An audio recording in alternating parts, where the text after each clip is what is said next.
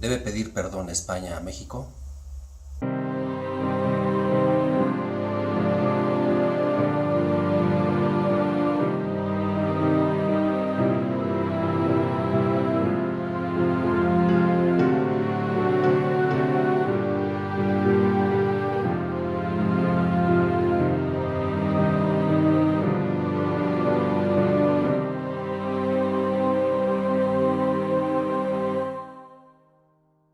¿Que por qué se pide hoy y ahora ese perdón? Bueno, quizás la agenda de los gobiernos de ultraderecha que tenía antiguamente México no hubiera hecho una petición de tal envergadura, pero también es como preguntarnos por qué es que se hace tanta campaña actualmente de feminismo o de afrodescendientes, por ejemplo. Vaya, los tiempos afortunadamente están cambiando y estamos volteando a ver a todos estos estratos sociales que lamentablemente les ha tocado estar escondidos, estar vedados por siglos. Pero no vamos a hablar de cuestiones políticas ni tampoco de por qué el presidente en turno está haciendo dicha petición, sino vamos a escarbarle en el espinoso asunto de la conquista, un asunto que lamentablemente algunos mexicanos dejan a un lado o simplemente lo toman como que es algo que ya pasó y que no tiene nada que ver con la vida actual de los mexicanos. Y es que se pida perdón o no, el racismo, la exclusión, el desconocimiento histórico persiste. Yo por mi parte soy de los que quiere que sea una comunidad, que nos sintamos orgullosos de nuestra herencia hispana, claro, pero eso no incluye que también se patrocine o se vea con agrado el legado colonial, el que se sigan desapareciendo los modos autóctonos y locales de ver la vida, uniformización del mundo. Y lamentablemente muchas lenguas originarias de México han estado desapareciendo. Se ha abandonado su uso. ¿Debe pedir perdón España, México y América Latina en general de una vez? Sí, debería de pedir perdón, porque así como Alemania pidió perdón por el Holocausto, ¿por qué España no? Así como Sudáfrica pidió perdón por el Apartheid, ¿por qué España no? Así como Bélgica pidió perdón por lo hecho en el Congo, ¿por qué España no? El mismo Papa Bergoglio en Bolivia pidió perdón por las atrocidades de la Iglesia Católica en la época de la colonia. Incluso Francia pidió perdón por lo hecho en Argelia. Si no se tiene la conciencia histórica necesaria, no se puede pedir perdón. Y es parte de la ignorancia, de una ignorancia especial que vamos a explicar durante el video. ¿Debe pedir perdón España-México? No, no debe pedir perdón. Porque si no quieren, pues nos los vais a obligar, tío. Lo que sí les pedimos encarecidamente entonces España y españoles es que si se sienten que descubrieron un continente y que aparte se adueñaron de él en una guerra justa, pues les pedimos que cuando les pregunten acerca de México, de Perú, de Colombia, etcétera, pues solo digan no sé nada de ellos, no los conozco. Más que perdón, deben de pedir permiso para hablar. Ya pido perdón a todos ustedes. Ya que voy con esto, vayamos a dos ejemplos que tengo. Cuando fue la crisis española del 2008-2014, tuve una compañera, una colega que fue a Barcelona y cuando fue a un restaurante vio que el mantel de la mesa decía: si vos te sientes triste por la actual crisis, solo recuerda que nosotros descubrimos América. Y también, por ejemplo, alguna vez un amigo español, porque tengo muchos amigos españoles, me dijo: si vuestro abuelo vino a joder aquí, coño, pues el mío se quedó allá. Comentario que también tiene que ver con irresponsabilidad histórica. ¿Que hay que hacer comunidad? Sí, nos une la lengua, la historia, como ya dijimos, pero hay que reconocer un agravio, el agravio. Y este agravio no es el atropello ni la masacre, en todas las contiendas hay muertos y destripados. No es el saqueo, en todas las guerras también hay saqueos, hay robos, hay cosas que se esconden. En todas las contiendas hay lamentablemente también violaciones, las mujeres la pasan muy muy mal cuando llega una guerra. En toda conflagración es lo mismo. Pero el agravio fue el resultado final. ¿Y cuál es ese resultado? La consolidación de una comprensión del mundo mediante un sistema imperialista, occidentalocéntrico, capitalista, patriarcal, moderno, colonial, cristianizado, mantenido por la nula ecología de saberes. Me parece que la incomodidad es el desconocimiento de nuestras identidades. Porque imagínense, porque me ha tocado, que a un canadiense o a un australiano que vaya por ahí a la calle le digas que es gringo. O un inglés que le digas gringo. ¡Ja! O a uno de Países Bajos que le digas holandés, que eso también apenas me enteré. O un ucraniano que le digas ruso. Vaya que sí se te voltea el medio mundo ahí.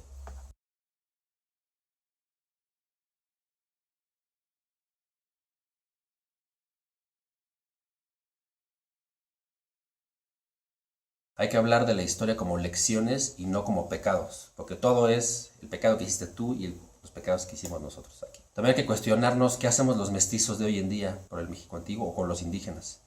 Claro, también es lamentablemente el legado de la colonia, el cómo se les trata o cómo se les valora. La desaparición paulatina de los modos de ver y entender la vida y el mundo que facilitaron esta segunda uniformización del mundo. La primera fue Roma y la tercera es la que padecemos con los gringos.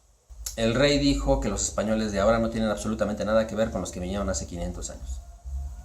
Entonces, ¿por qué se nos pide que los mexicanos que estamos actualmente en México nos sintamos contentos y en contacto cercano con los españoles que vinieron hace 500 años? Si los mismos españoles de ahora, o por lo menos eso dice el rey, no tienen absolutamente nada que ver con los españoles que vinieron. ¿Por qué se nos pide que no reneguemos nosotros de esa hispanidad? Que está bien, yo no estoy diciendo que reneguemos de ella, pero entonces ¿por qué el rey sí lo hace? Se le ha pedido un perdón de caballeros al rey, porque el mismo rey le pidió perdón a la conferencia de rabinos de Europa por la expulsión de los sefardíes en 1492. Una expulsión que, si bien no fue solamente en España, sino fue en general en Europa, porque sabemos que los judíos son muy incómodos y generan muchos problemas en muchos lugares, no vamos a ahondar en eso. Es completamente seguro que Colón se llevó a algunos judíos, inclusive de contrabando en los barcos, por las fechas que estamos manejando. Y el rey, sin que se lo pidiera, le pidió perdón a la comunidad judía. ¿Está bien? Es una deuda que tiene con ellos. Pero también tiene una deuda la corona española con América. Me parece que, así como lo hizo con ellos, debía también pedir perdón de caballeros a América.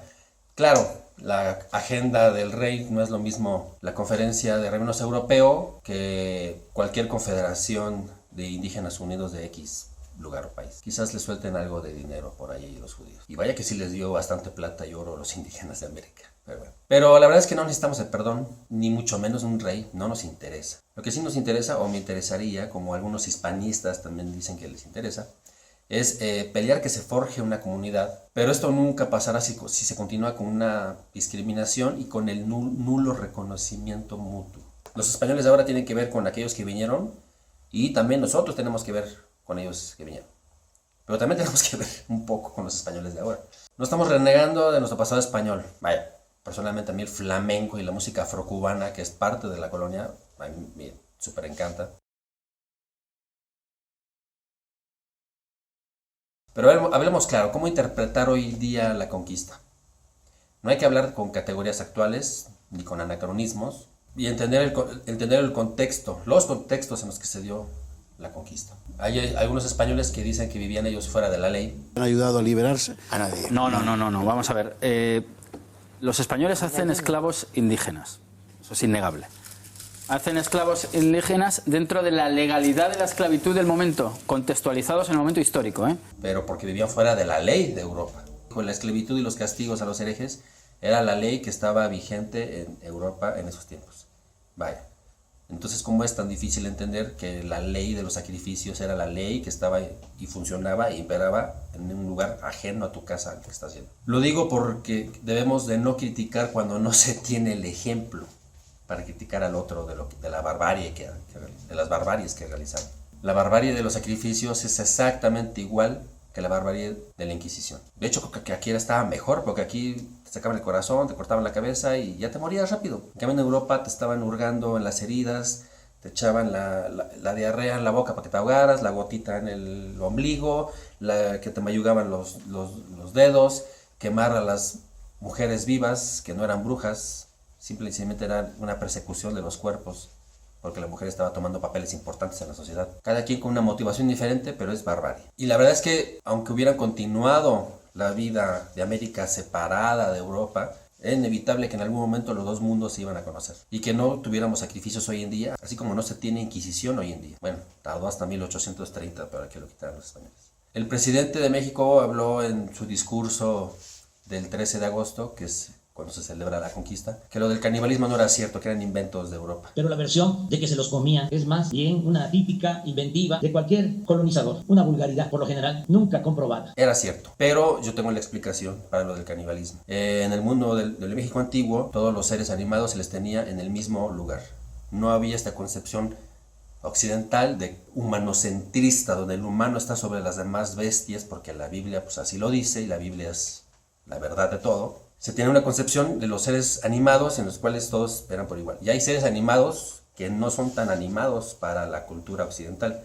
Me refiero a los cerros, a las estrellas, a los mismos cuchillos de pedernal que se les dibujaba inclusive con ojos y boca, o por ejemplo las cuevas, etnopsicoanalíticamente un retorno a la madre tierra. De todo esto también voy a hablar en otro video aparte, porque ese es un tema muy aparte y que tiene que ver también con mi tema de investigación personal, pero esa es la explicación por lo cual había canibalismo. No está esta concepción del alma individual que debe ser salvada del infierno. Por ejemplo, en Japón los kamikazes no tenían problema de ofrendar su vida, porque ahí la idea del alma es un alma colectiva, no es un alma individual. Pero también son personas que están locas y está mal que lo hagan y están bien locos y cuídate de los locos japoneses. Ahora, por ejemplo, en la Biblia también había sacrificios, sacrificaban animales, sacrificaban personas. Abraham iba a sacrificar a su propio hijo hasta que según Dios le dijo, ya vi que así eres chido, ya mejor ya no te lo eches. O por ejemplo, en la santería actual, que se sacrifican animales para hacer trabajos porque toda esa energía la utilizan para X trabajo que se haga.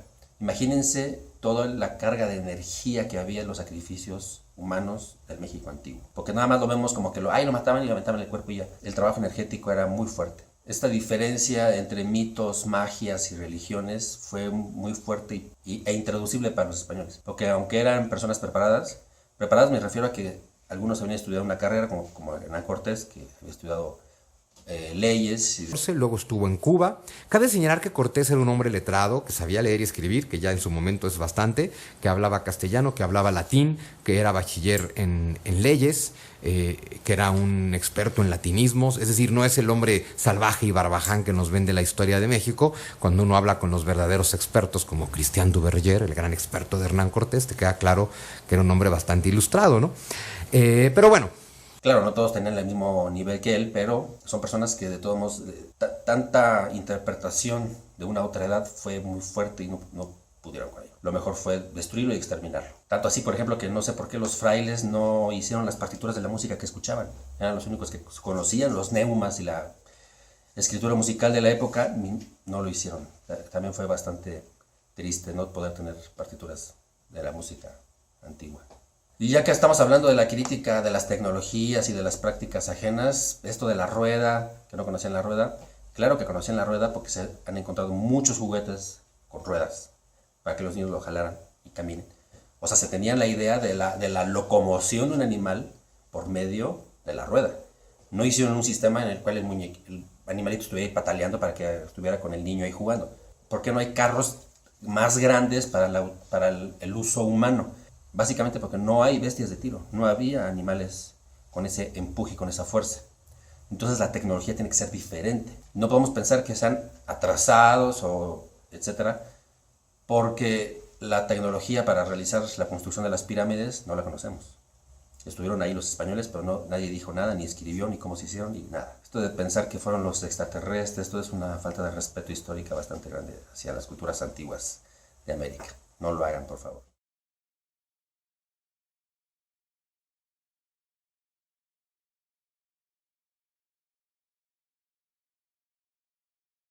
Bueno, algo más básico y que era secular de ese tiempo, que fue la ciudad de Tenochtitlan flotando en el lago. Los españoles tampoco entendieron ni supieron la tecnología que utilizaron los antiguos para hacer flotar la ciudad, y por momentos la capital se trasladó a la ciudad de Puebla por las inundaciones y por las tormentas de polvo y de arena que se hacían por la falta del agua. Bueno, el mismo Moisés, estando con los egipcios, no se describe en ninguna parte de la Biblia en cómo se hacían las pirámides por parte de los egipcios. Estando ahí los judíos, no fueron para decir, oye, fíjate que me encontré esto, fíjate que los egipcios esto, y decir, nada más la pasaban hablando de Yahvé, de su Dios y de sus cosas. Pero gente como el de la radio y televisión española, que dice que estábamos en una época, en una edad de piedra. Nuevamente un anacronismo de una temporalidad europea que se quiere ajustar, imponer a la fuerza, coercitivamente, a las dinámicas antiguas de América. En Europa no hay pirámides en la edad de piedra. Y Fray Bartolomé Las Casas fue una de las cosas que quiso anteponer para hacerles entender a los europeos que no eran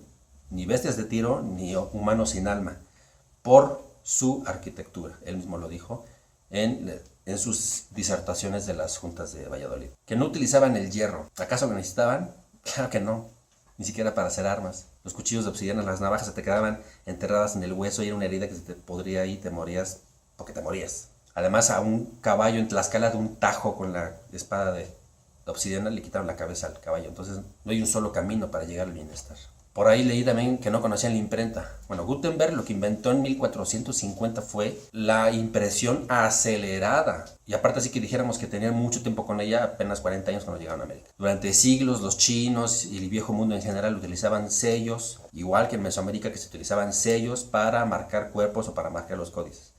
Y además los tlacuilos tenían el mismo valor que los copistas de las iglesias, que estaban pasando la información en papel, a mano. El problema de los tlacuilos es que no había copistas tlacuilos, así que todos los documentos que se quemaron eran únicos y hechos de una sola vez, y todos se perdieron. Fue una quemazón tal cual como la de la Biblioteca de Alejandría. La conquista fue pues precisamente la aplicación sistemática de la discriminación política y social a los grupos locales. Fue como la venganza por la ocupación musulmana y judía la que se aplicó en América. Lamentablemente eso sí merece una gran pena moral e histórica, ya que sentó escuela para todo el aparato moderno de esclavitud y servidumbre que prosiguieron las demás potencias europeas en los siglos subsecuentes.